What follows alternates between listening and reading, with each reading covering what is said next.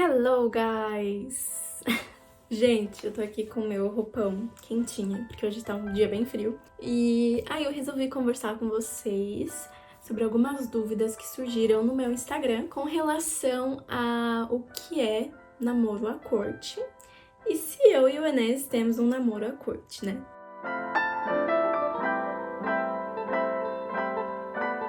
Vamos lá, começar a explicar o que é um namoro à corte. Eu vou pesquisar aqui no Google o que o Google fala sobre namoro à corte. Namoro à corte.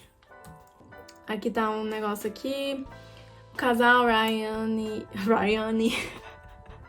casal Rayane e Ivan, hoje casados, namoraram em santidade por 1 ano e 5 meses. Atualmente, o namoro de corte, um relacionamento sem carícias, beijo na boca e sexo, tem se tornado uma prática comum entre alguns evangélicos. Então, essa é uma descrição de um namoro à corte. Então, é um namoro onde o casal busca, né, a pureza sexual, sem carícias, sem toques, sem beijos, sem sexo, obviamente. E tem alguns mais extremos que eles realmente não podem se abraçar, não podem realmente nada, entendeu? Eu não vou entrar nos méritos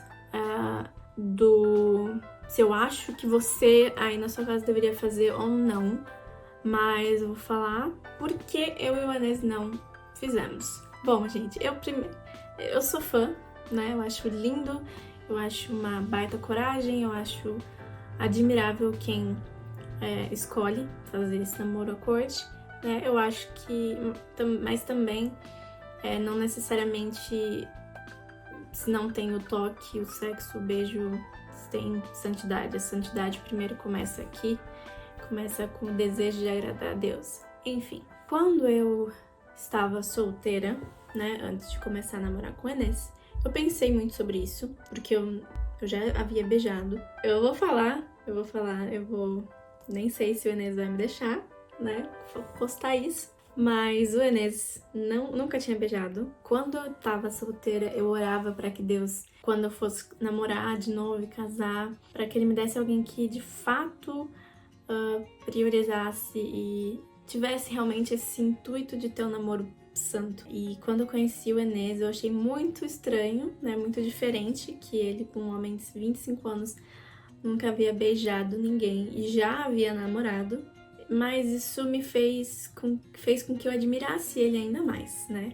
E tivesse ainda mais certeza de que era ele. Ele me falou que ele não tinha feito nenhuma escolha ou nenhum pacto de que ele só beijaria no dia do casamento, né? Mas que ele só beijaria quando ele sentisse que realmente aquela mulher seria a esposa dele. Então ele falou, não é que eu não quero beijar, eu só não tinha achado a minha esposa ainda, mas ele me falou que comigo era diferente, que ele tinha certeza que eu era a mulher da vida dele e que estava para mim decidir se eu iria querer beijar ou não. Porque para ele poderia esperar, já que ele já tinha esperado, mas ele também poderia não esperar, porque ele tinha certeza que era eu. Eu confesso que eu pensei muito em relação a isso. Nós não queríamos, nunca quisemos um namoro longo, né? Nós sempre tivemos essa ideia de namoro curto, exatamente para preservar nossa pureza, né? Sabendo dos nossos anseios, dos nossos desejos, então a gente não queria um namoro longo. Eu comecei a orar muito com relação a isso. Eu queria que se eu fosse beijar, que fosse que eu conseguisse beijar com santidade, né? Bom, pra mim isso não existia. Pra mim eu não conseguia.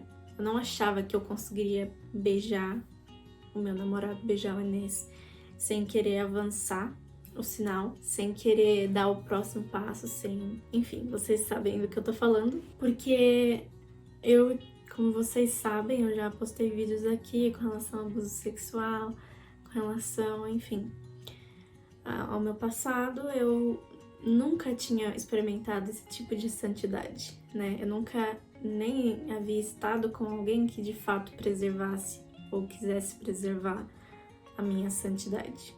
Ou nunca havia beijado alguém que não quisesse de fato despertar em mim o desejo sexual, o desejo de ir pra de passar os limites ou de ir pra próxima fase, não. Nenhum homem que chegou em mim ou que queria um relacionamento comigo teve essa atitude de ser um homem santo, né? Então, pra mim era algo bem irreal de como eu posso fazer isso, né? Então, eu falei pro Enes que eu não sabia, que eu precisava orar e pensar mais sobre isso. E isso até eu ir pra lá. Eu realmente não sabia, eu realmente fui assim, só tinha orado, mas eu não sabia o que eu iria fazer, eu não sabia qual decisão eu ia tomar, eu sabia que eu precisava conhecê-lo antes e pensar melhor o que eu faria. Quando eu fui pra Turquia e eu o encontrei, nosso primeiro encontro, inclusive se você não viu, veja esse vídeo, nosso primeiro encontro. Quando a gente se encontrou no aeroporto, foi muito estranho. Porque ao mesmo tempo foi um alívio, tipo assim, cara, eu tô vendo ele, uma emoção muito grande, uma coisa assim muito... Primeiro encontro mesmo, foi uma sensação mágica de poder abraçar, de poder sentir o cheiro dele, de sentir a pele dele, de enfim. Mas ao mesmo tempo eu sentia que, ok, eu conheço essa pessoa, eu conversei meses por essa pessoa, eu tô planejando um casamento com essa pessoa, eu quero um futuro com essa pessoa, mas ao mesmo tempo era tipo, quem é essa pessoa, entendeu? Porque era o primeiro contato pessoalmente, então a gente ainda não sabia o que fazer, como se tocasse, como se pegava na mão, se não pegava. Tava ainda meio estranho, sabe? Lembro que saindo de lá, do aeroporto, depois que eu passei mal, nós fomos direto pro mercado, né? E durante o carro a gente ficou um pouco mais confortável. Durante o trajeto ele tava dirigindo e ele pegou na minha mão, fez um carinho, a gente deu uma conversada e as coisas ficaram um pouco mais leves. Mas a gente parou no mercado, né? E aí eu não lembro se ele abriu a porta pra mim, né? Mas ele tem esse costume. Mas aí a gente saiu do carro e ele foi na frente no supermercado, sabe? Tipo, ele não me esperou, assim, eu achei meio estranho, eu achava que ele ia me esperar, ele ia ser carinhoso, ele ia pegar na minha mão, ou ia abraçado, não sei, tava muito estranho. E aí no mercado eu percebi que, na verdade, ele fez isso porque ele tava muito nervoso, ele não sabia como agir do meu lado. Ele tava... Sabe quando a pessoa fica tão nervosa que ela não sabe como fazer, enfim? E eu realmente tava muito cansada. Aí no mercado, ele tava com muita pressa e muito sem jeito, muito, enfim. Eu falei, nossa, mas por que você tá fugindo de mim? Por que você não me abraça? Ele me abraçou e falou, não sei, eu só quero te levar pra casa. Então tava muito esse clima estranho, sabe? A gente se conhecia, a gente se amava, mas ainda era bem estranho. Então nós fomos pro Airbnb e eu me senti muito em paz e tranquila em estar num lugar sozinha com ele, assim, sozinha, mesmo que eu iria dormir sozinha, eu estava, naquele momento ele foi levar a minha bagagem, ele me ajudou a me instalar no Airbnb, e naquele momento em específico a gente estava sozinho, né, a gente não estava com ninguém, não tinha ninguém supervisionando para saber se a gente ia ou não, passar dos limites, ou enfim. E eu senti uma paz, uma segurança muito grande de que ele não iria passar dos limites comigo, de que ele iria me respeitar e de que a intenção dele em estar ali não era pra isso, sabe? Ele queria estar ali pra me ajudar e pra cuidar de mim. Eu senti muito, muito isso e eu nunca havia sentido isso com ninguém. Todos os outros rapazes que se estivessem na mesma posição que ele, até se... especialmente, né, depois de me conhecer, depois de finalmente estarmos juntos pessoalmente, de ainda não ter acontecido o beijo, de ainda não ter acontecido o toque até esses meses lá, né, eu tenho certeza de que todos os outros caras que passaram pela minha vida, eles já teriam avançado sinal naquele instante ou antes, sabe, aproveitando que estávamos sozinhos finalmente. Mas mesmo assim eu não sabia porque eu nem conseguia, de fato, assim, ver ele da mesma forma que eu via pela internet, assim, parecia que a gente precisava se conhecer de novo, sabe? Foi uma sensação muito estranha, porque ao mesmo tempo a gente já se conhecia, mas precisava se conhecer tudo de novo. E eu cheguei a comentar com meus pais, falei, cara, assim, é ele, mas tá muito estranho ainda, sabe? E os meus pais imaginaram que isso poderia acontecer mesmo, porque é totalmente diferente quando você tá ali com a pessoa, você tá ouvindo a voz dela ao vivo, você tá vendo ela ao vivo. E eles falaram, espera, primeira semana, primeiro dia que você tá aí, né? Naquele dia eu tava muito cansada, eu lembro que a gente começou a abrir as coisas da mala, né? Eu queria dar alguns presentes pra ele, mostrar algumas coisas. E ele me ajudou, mas eu abri tudo e fiquei muito cansada e eu precisava dormir, deixei toda a bagunça lá e fui pro quarto dormir. Eu me lembro que eu dormi no quarto e ele ficou na sala, né? Ele não ficou comigo, ele não... Achava que muito bem, ele poderia tentar ir para a cama comigo, ficar ali, tentar alguma coisa. Nós estávamos sozinhos, mas não. Ele ficou na sala, ele me deixou dormir lá no quarto, ficou na sala, não me acordou, não foi lá, me respeitou, né, meu momento, e não tentou em nenhum momento passar dos limites. Depois eu acordei, né, ele tava ali, acho que ele acabou dormindo também no sofá. A gente conversou e a gente começou a... Eu acho que eu comecei também a confiar um pouco mais, a querer, assim, me aproximar. E aí a gente sentou, assim, no sofá e começou a conversar e a falar, cara, é estranho, né? Tipo, cara, a gente tá junto, né? Tá aqui, enfim. E a gente começou a agir um pouco mais como namorados. Eu tenho até alguns vídeos, posso deixar aqui, desse momento, daí que a gente tava no sofá, eu postei alguns stories, fiz alguns videozinhos. Aí a gente começou a conversar, acho que a gente foi jantar, a mãe dele tinha preparado uma comida pra gente, e a gente jantou, a gente foi continuar desfazendo a mala. Que saudade daquele apartamento, gente, foi uma época tão boa. Nós ficamos lá e aí a gente começou a se sentir mais em casa um com o outro, né? Até que a gente tava no apartamento e acho que já era bem tarde, assim, né? Ele tava quase indo pra casa já. Ele só tava esperando eu ficar com mais sono pra poder ir dormir, pra não ficar muito tempo sozinha. E a gente foi conversando das coisas que o quanto que a gente esperou por aquele momento, sobre as coisas que a gente queria fazer junto e tal.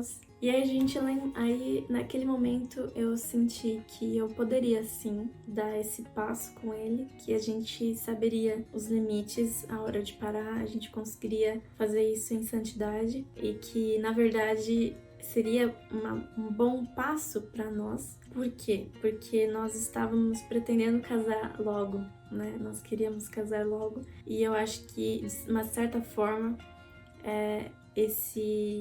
nós já tínhamos muito laço emocional, muito laço intelectual, assim, a gente já conhecia muito os pensamentos um do outro, a gente já conhecia muito a pessoa um do outro, a gente já tinha conversado muito, mas a gente ainda precisava desse elo, assim, físico também, sabe? Se enxergar um pouco mais também como namorado e namorada um do outro, assim. Então, conversando com ele, eu comecei a sentir que a gente poderia e também seria bom a gente ter esse passo. A gente tava conversando e aí eu lembrei de uma coisa que a gente tinha conversado antes, né?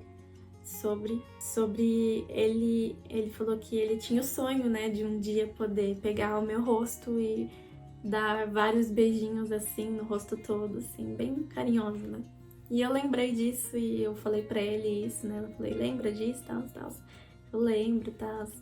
Falei, você ainda quer fazer isso? Ele falou que sim. E aí ele fez isso em mim, né? E naquele momento foi muito bom, muito bom. Ele deu, assim, vários beijinhos no meu rosto, foi muito carinhoso, muito respeitoso. E foi muito bom sentir ele pertinho, assim. E aí, naquele momento, me veio, assim, a certeza de que tava chegando o momento da gente dar esse próximo passo, né, do primeiro beijo. Mas, antes eu comecei a chorar, quando ele me deu esses beijinhos, assim, eu comecei a chorar e porque era uma emoção muito grande de estar com ele, de finalmente estar perto dele e de poder sentir ele, poder sentir o carinho dele, o afeto, a demonstração dele através daqueles beijinhos. Eu falei pra ele, eu fiquei muito emocionada porque eu não estava enxergando ele também como alguém pra me satisfazer. Eu realmente estava amando ele, eu estava me sentindo muito amada, muito respeitada. Eu nunca tinha sentido isso, sabe? Eu tava chorando por conta disso, né? Ele se assustou um pouquinho e perguntou o que foi, e aí eu expliquei pra ele que eu tava me sentindo muito amada, como eu nunca havia me sentido antes, e que eu finalmente tinha entendido o que é um amor de verdade, né? E ele ficou muito feliz também, ele me abraçou. E aí, depois disso, eu perguntei pra ele se ele ainda estava disposto e ainda queria ter o primeiro beijo dele comigo, né? Antes de se casar. E ele falou que sim. E eu falei, então você pode, né? E aí, novamente, ele me deu mais beijinhos na cara, até que ele chegou. Meu Deus, gente. Mas foram assim, foi muito tranquilo. Foi, não, o primeiro beijo assim não foi, não, foi realmente encosto de bocas. Foram acho que 3 beijos assim fofos, respeitosos e amorosos.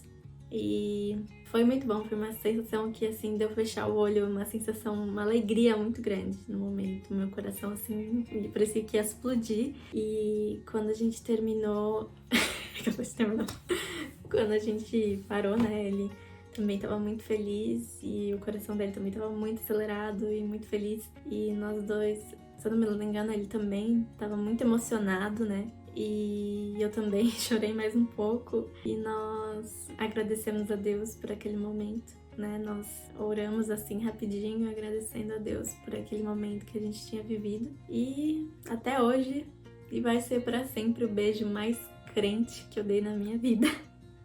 Porque, assim, eu podia sentir Deus ali, sabe? Em nenhum momento eu tive um pensamento de que eu tô beijando ele e aquela vontade, assim. Não, era algo realmente de Deus, sabe? E uma coisa que eu sentia que era Deus ali, que Deus estava presente porque nós estávamos em santidade. E aquilo fez ainda se tornar ainda mais especial. Então, por isso esse é um resumão do porque a gente resolveu não namorar à corte e como foi nosso primeiro beijo. Enfim, gente, é possível sim você beijar com santidade, você sentir a presença de Deus num beijo, né? E é questão de ter o propósito certo, uma vida de oração e a pessoa certa. É isso, gente. Beijo.